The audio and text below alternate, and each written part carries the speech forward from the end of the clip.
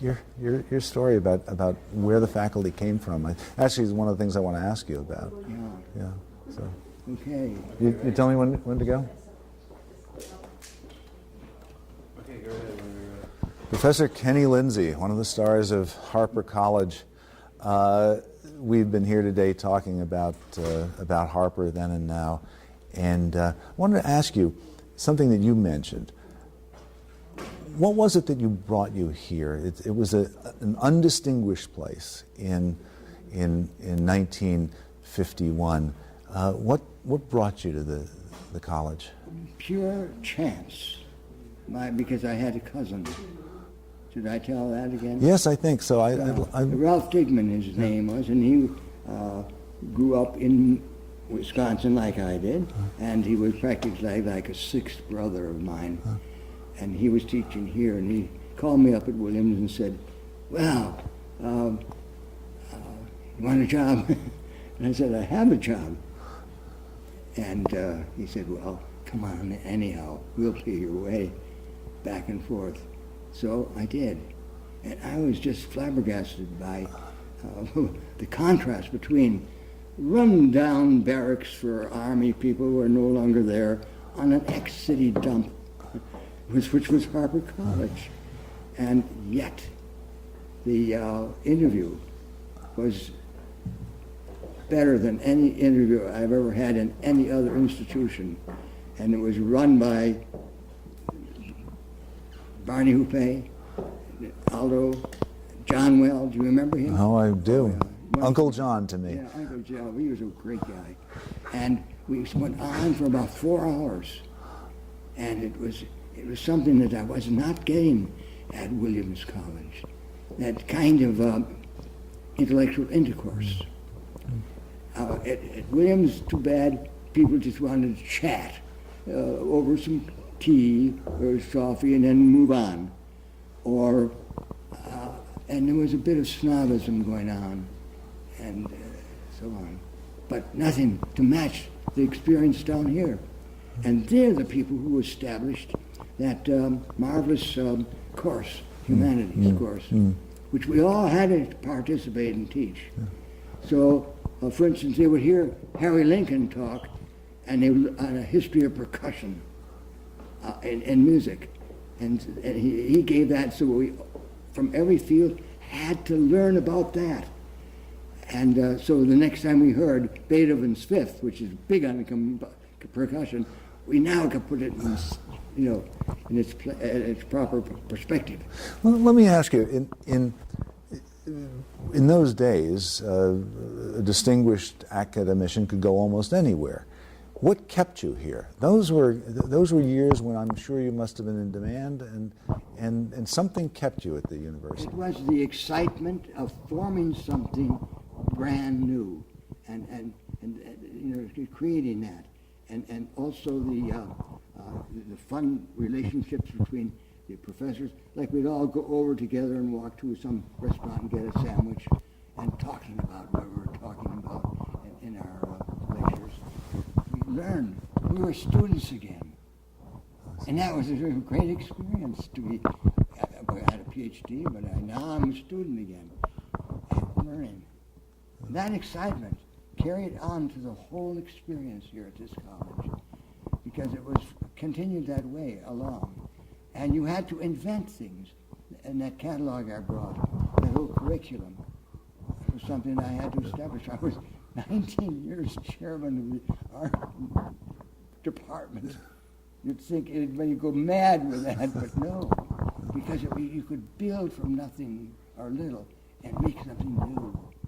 And it worked. And best in history, even more than the studio part. Now, the history. Take a good example would be Bill Velkley. He was brought up in Endicott. His father and mother came from Switzerland, and they hardly spoke English. He worked for Ansco. And Bill Velkley worked in the AMP all summer long to earn enough money to go to Harvard for a semester as a math major. And he was doing that, and signed up by some kind of mistake to take a course I was giving on Northern Painting of the Renaissance. And he came up later and he said, Dr. Lindsay, I want to be an art historian. I want to be an art historian. I said, well, good for you, but will your parents go along with that? No, they won't. That's the trouble. And I said, well, why don't you take math as one of your courses and have a double major? And then you have all the credits. So all the rest of your year and a half, you take art history to get the background and other things. He did that. Then he went down to Columbia to get an MA and a PhD, and we kept in good touch. But he ran out of money after getting a master's. So I got him a job up here running the slide room. He's the one that put the slide room on a really professional basis that now Marcia Falk is doing such a great job with. It's one of the leading slide collections you can find in the country.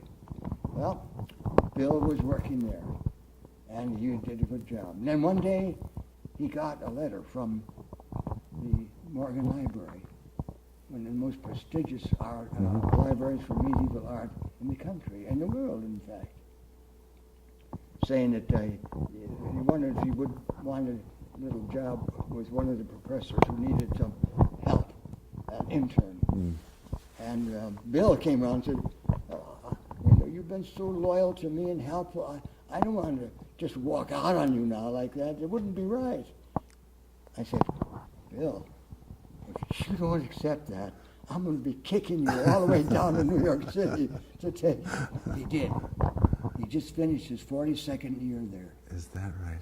He's one example of the, and I can name dozens of others. And like Susan Stein is one of the curators at the Metropolitan Art in New York City. Yeah. Diane Lesko, local girl. Oh, there, I should have brought that up where the talk came about a woman. Yes. Diane's husband, Charlie Lesko, now the Lesko Finance Company, was doing well in his job. He had finished his work at Harpur. But she said, now my kids are growing up enough to go to high school. I don't have to babysit for them. I want to go back. She came back. She got her degree. She got a Phi Beta Kappa. And then she said, I want to take a master's for her. She got her master's degree. For heaven's sake, you can't keep this girl down that she's so smart and so good and hardworking. And then she said, I want to do a PhD too. All right. So she wrote it. I had fun working with this woman. She was so bright and hardworking. Well, she finished it up, but it needed final editing, those things like that, typos or whatnot. Everyone has to have a final version like that of a PhD. Well, but then she got sick and was in the hospital. So Christine, my wife, is a very good editor. She edits all my stuff. She edited it fine, and then Diane got well enough to retype it, and the first thing she did, take it down to Princeton. Grabbed it like that, printed it right like that, and it's today the best book in any language on Jacob Ensor, the Belgian artist. So that's another one. All these stories. Yeah, yeah. But you've described, I think, what this connection between the colleagues and your students that was so personal and has been so. Oh yeah. We used to go out to. They said, "Do we have enough time to talk to them?" Yeah. Well, we didn't have a lot of time, but the best time of all was going out to lunch. Yeah. And so we'd drive out and have a nice lunch and talk about their master's paper or whatever they were doing. And it was exciting because these students were so bright. Let me end this way. I don't want to take any more tape. Some teachers complained that we're paid so little. They said, wait a minute. We're talking for a whole semester about something we dearly love, art, architecture. And they sit there all semester long taking notes of what you say. I should pay them for being such a good audience. That's wonderful. Dad used to say from Chaucer, and gladly would he learn and gladly teach. Well, there you go. Nice. Thank you so much. Hey, Well, nice it's to see good you. to